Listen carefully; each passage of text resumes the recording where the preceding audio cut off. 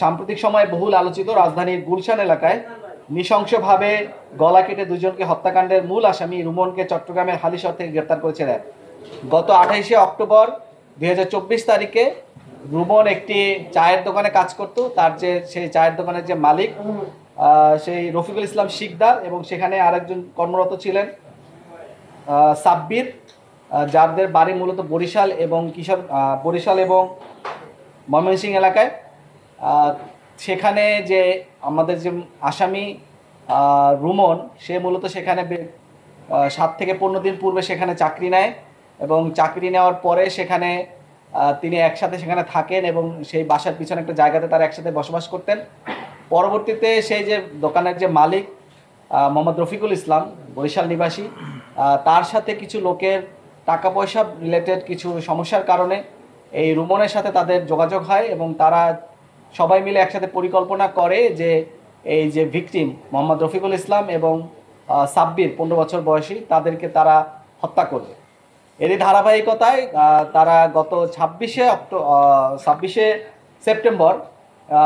তারা রাত 2টার দিকে এই ঘুমন্ত অবস্থায় মোহাম্মদ রফিকুল ইসলাম এবং সাব্বিরকে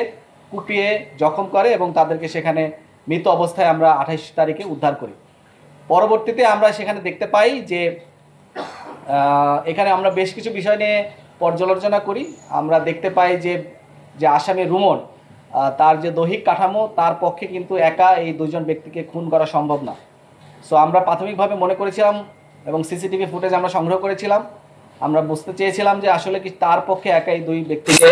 খুন করা সম্ভব কিনা, কারণ বাকি যে দুই ব্যক্তি সেখানে প্রবেশ করেছিল হত্যাকাণ্ড ঘটানোর জন্য, তারা কিন্তু পিছন থেকে পালিয়ে যায়।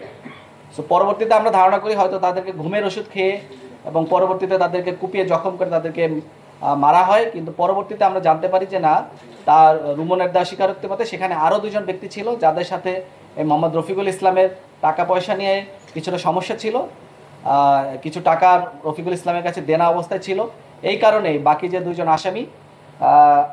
একজন হচ্ছে সাব্বির, ফয়সাল এবং আরেকজনের নাম আমরা এখনো সংগ্রহ করতে পারিনি, যাকে মূলত রুমন এখনো চেনে না, কিন্তু তাদের সাথে চুক্তি হয়েছিল তারা রুমনকে কিছু টাকা পয়সা দিবে এবং সেই লোভেই সে মূলত এই দুজন ব্যক্তিকে কুপিয়ে হত্যা করে এবং তাদেরকে হত্যা নিশ্চিত করার পরে পরবর্তীতে আমরা সিসিটিভি ফুটেজ পর্যালোচনা করে দেখতে পাই যে ওই বাসায় যে সকল মালামাল ছিল, যে বাসার যে সকল দোকানের যে মালামালগুলি ছিল, বাসার যে মালামালগুলি ছিল, এগুলি পরবর্তীতে তারা উদ্ধার করে একটি ভ্যান ভাড়া করে সেগুলো সেখান থেকে নিয়ে যায় এবং সেইগুলি কিশোরগঞ্জে নিয়ে যায়। পরবর্তীতে আমাদের র্যাব 7 এবং র্যাব 1-এর একটি যৌথ অভিযানিক দল, তাকে আমরা মূলত কিশোরগঞ্জে ফলো করি এবং কিশোরগঞ্জ থেকে সে পরবর্তীতে আমাদের উপস্থিতি টের পেয়ে সে পরবর্তীতে চট্টগ্রামে চলে যায়।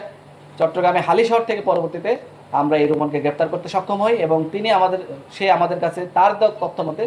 তিনি প্রাথমিকভাবে স্বীকার করেছেন যে তিনি হত্যাকাণ্ডের সাথে জড়িত এবং হত্যাকাণ্ডের সাথে আরও যে দুজন ব্যক্তি জড়িত আছে তাদেরকে আমরা গ্রেফতার করার জন্য চেষ্টা চালিয়ে যাচ্ছি এবং আশা করি আমরা অচিরে তাদেরকে ধরতে পারবো।